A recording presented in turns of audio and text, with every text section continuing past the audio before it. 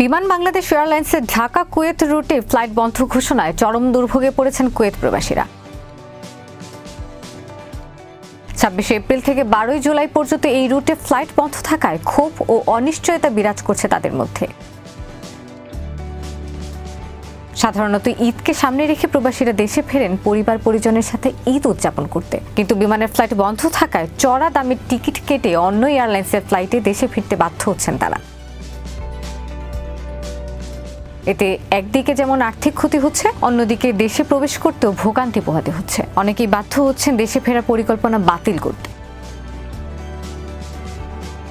বিমান বাংলাদেশের country manager Abu Bakkar Siddique এ বিষয়ে ক্যামেরার সামনে কোনো মন্তব্য করতে রাজি হননি। তবে ট্রাভেল এজেন্টরা বলছেন বিমানের ফ্লাইট না থাকায় অন্য এয়ারলাইন্সগুলোর টিকিটের দাম অস্বাভাবিকভাবে বেড়ে গেছে।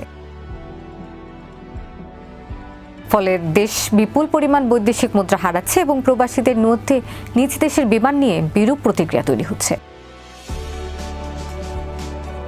1990 সালেরও আগে থেকে ঢাকা কুয়েত ঢাকা রুটে বিমান চলাচল করে আসছে। করোনা মহামারীর সময় ছাড়া এই রুটে ফ্লাইট চলাচল কখনো বন্ধ হয়নি। এমন আকস্মিক সিদ্ধান্তে প্রবাসীরা দ্রুত এই রুটে বিমানের ফ্লাইট চালুর জোর দাবি জানিয়েছেন।